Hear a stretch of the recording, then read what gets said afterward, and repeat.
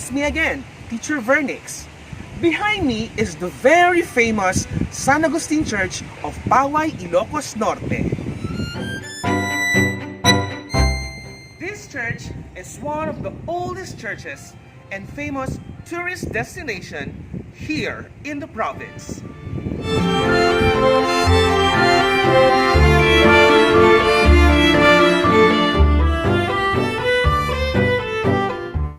This church reminds me about our first two episodes, which were all about the history of the different periods of Western music, namely the medieval, Renaissance, and Baroque period.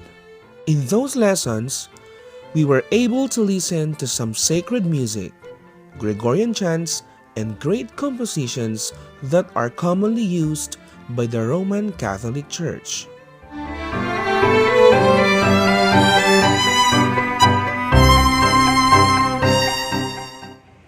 But this time, we are going to discuss another period of Western music.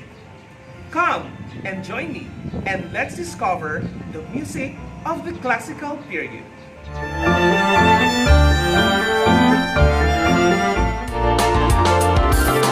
It's more fun in knowledge, it's more fun to learn. The classical era is also called Age of Reason.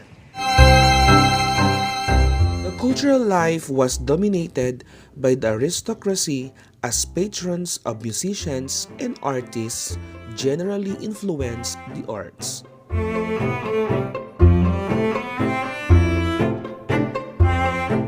In this era, significant changes in musical forms and styles were made. In the middle of the 18th century, Europe began to move towards a new style of architecture, literature, and the arts, known as Classicism. It was also pushed forward by changes in the economic order and in social structure. Instrumental music was patronized primarily by the nobility.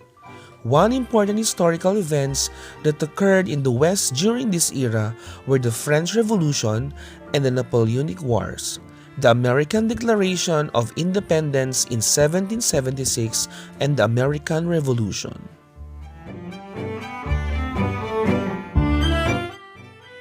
The term classical denotes conformity with the principles and characteristics of ancient Greek and Roman literature and art, which were formal, elegant, simple, free, and dignified.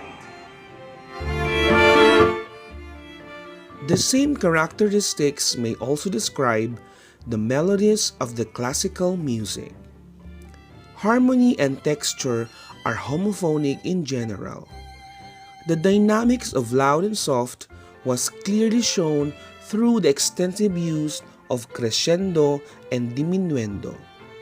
A style of broken chord accompaniment called Alberti bass was practiced.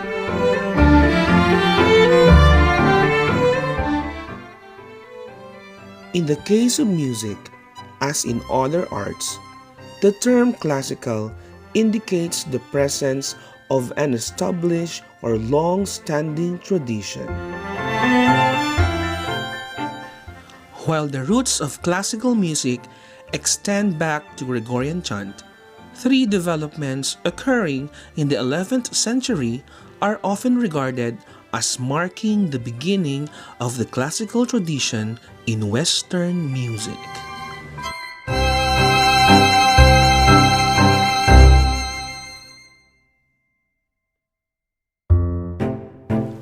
Vast majority of compositions in Western art music ambiguously fall under the category of classical music. One can argue that, though there will be no decisive line, certain highly experimental or innovative pieces cannot be a part of an established tradition of composition and thus should not be considered classical. Classical music will will not be completed without knowing its particular composers.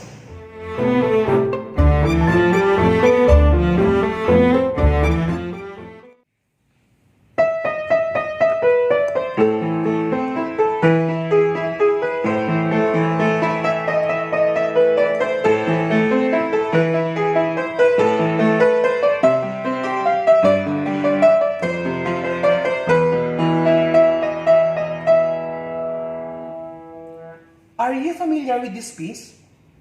Yes. The title of the piece is Furelist by Ludwig van Beethoven. Beethoven was regarded as the greatest composer who ever lived. Come and join me and be fascinated with the compositions of the great composers of the classical period.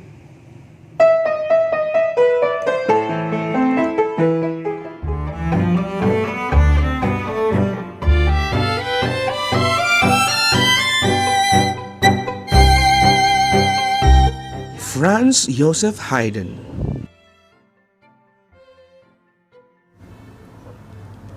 Franz Joseph Haydn, an Austrian composer, was one of the most important figures in the development of the classical style of music during the 18th century.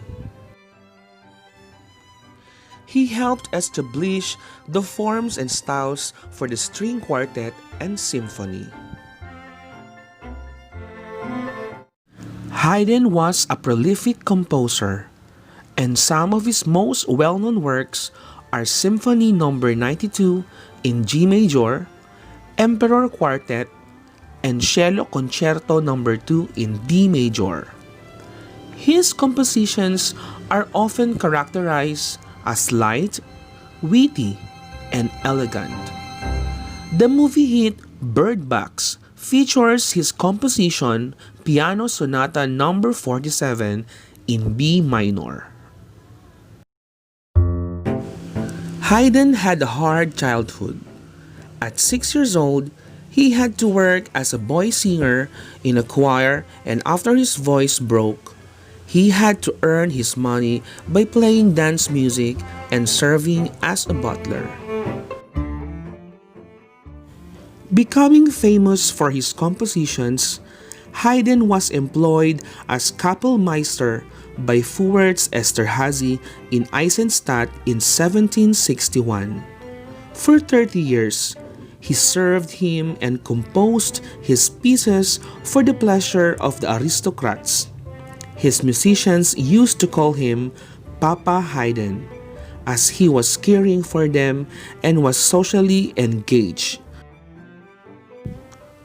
After the death of Esterházy, Haydn moved to Vienna, leaving it only twice for London, where he composed his London symphonies.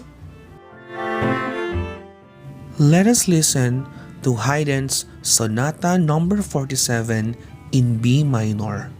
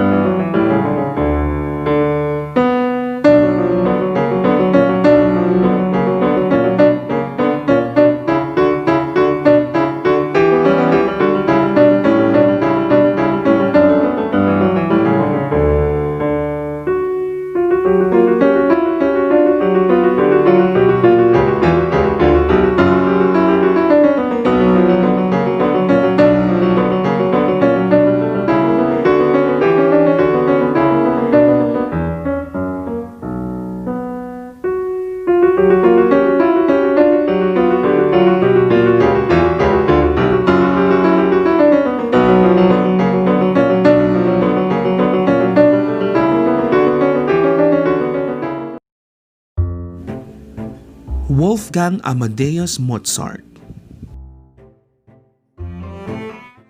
Mozart is also an Austrian composer of the classical period. He is widely recognized as one of the greatest composers of the Western music.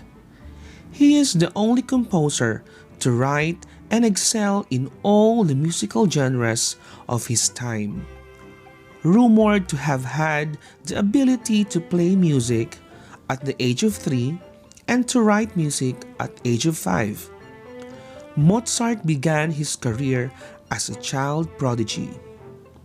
Notable compositions include The Marriage of Figaro, Elvira Madigan, Clarinet Quintet in A major, and Turkish March.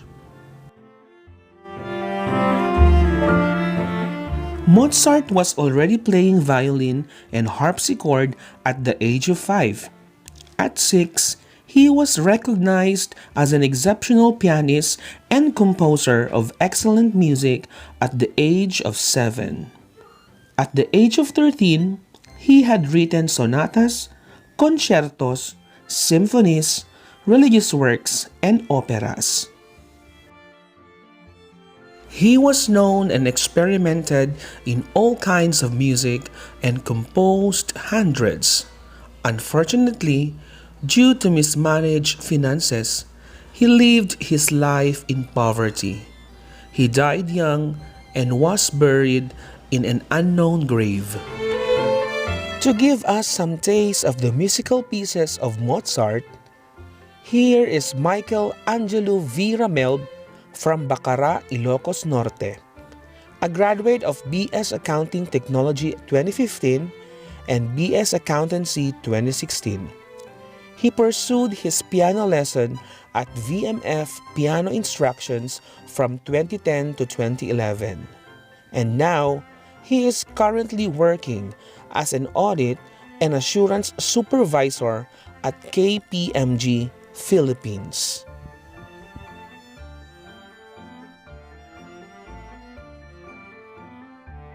Here is Angelo Ramel as he performed Turkish March by Mozart.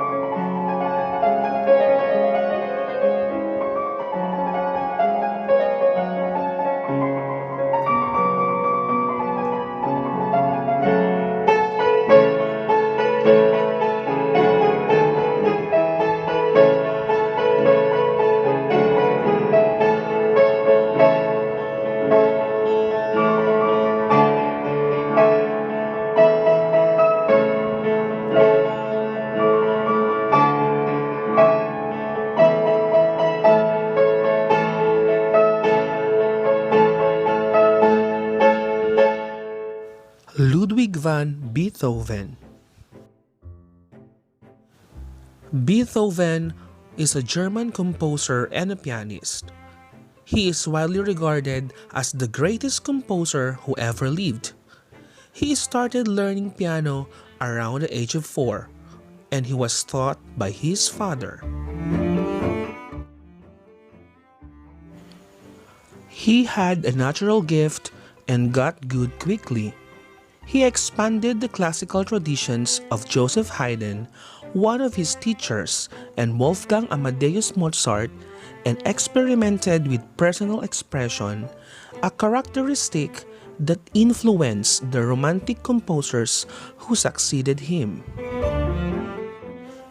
His life and career were marked by progressive deafness, yet the malady did not prevent him from composing some of his most important works during the last 10 years of his life when he was nearly unable to hear. Widening the scope of sonata, symphony, concerto, and quartet, Beethoven's notable works include Symphony No. 9 in D minor, Opus 125, Symphony No. 5 in C minor, Opus 67, Moonlight Sonata, and Furelise. The Symphony No. 5 in C minor of Ludwig van Beethoven, Opus 67, was written between 1804 and 1808. It is one of the best-known compositions in classical music. It is also one of the most frequently played symphonies, and it is widely considered one of the cornerstones of Western music. It is being played in cartoon movies like Tom and Jerry. Here are some other compositions of Beethoven: Appassionata Movement 1, Ode to Joy, Symphony No. 5 Opus 67 in C minor, Piano Sonata No. 14 in C sharp minor, Moonlight. Let us listen to Beethoven Appassionata Movement 1.